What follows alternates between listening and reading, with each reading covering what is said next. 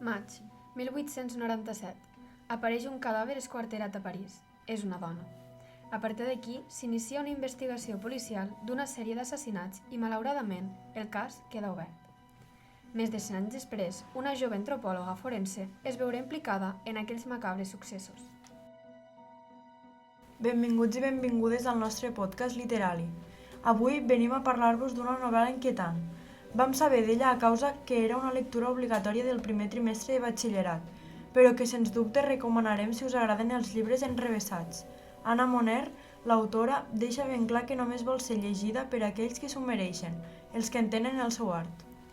Al llarg de la història se'ns presenten un seguit de personatges, l'Oliver Besiers i l'Auguste Locard, de l'Antiguitat, i Sarah Bongard, que treballa en el cas un centenar més tard.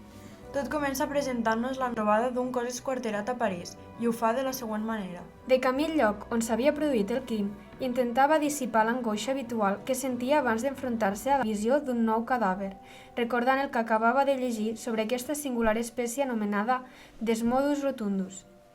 S'esforçava a repassar mentalment les rareses de l'estrany animal, una singular estratègia, la de pensar en la classificació dels éssers vius, que l'ajudava a suportar la contemplació de la cruesa de les morts violentes. I continua intercalant amb dues investigacions amb l'aparició d'un mag de l'època, que sembla ser irrellevant, però més tard s'entén el perquè de la seva menció. Ho fa així. Ella també hi estava enjogassada, però no amb el tití, sinó amb les peces que comptava una vegada i una altra, encara que calien moltes més per assolir el que volia. Tot i això, en breu, començaria a banyar-les en argent. Després, les travaria seguint el disseny adequat i, finalment, les muntaria en la cadeneta del singular cinyell de malucs que havia ideat feia 3 anys, la nit que estrenaren l'espectacle nou a Hongria, el seu país natal. Com ja he dit, la novel·la és enrevessada i no segueix una estructura concreta, sinó que fa salts temporals. A més, no hi ha capítols. Per aquest motiu, si ets una persona estructurada, potser no el gaudeixes gaire. Personalment, jo penso que és una història molt interessant i apassionant, però la manera de relatar-la no m'acaba de convèncer. També diré que jo sóc més d'un altre tipus de lectures i potser és per això que no estic acostumada a la manera tan única de narrar de l'Anna.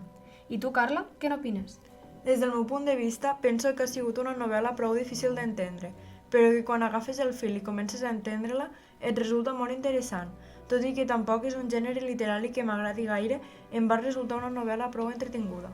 Crec que seria convenient parlar una mica sobre qui és l'artista, no creus? Ostres, sí, mereix una menció especial.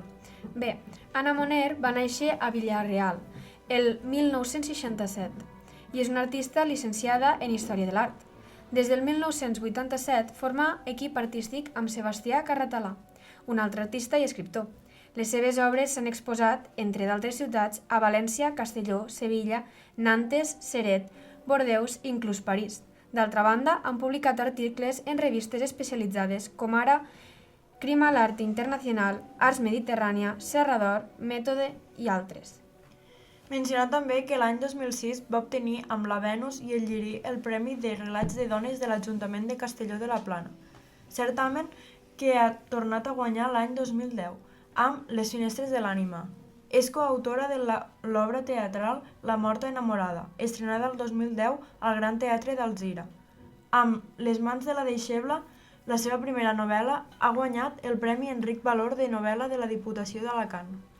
No t'oblidis que ha escrit diversos llibres, La mirada de vidre, Les mans de la deixebla, El fotògraf de les clombretes i entre elles el protagonista d'avui, El retorn de l'hongarès.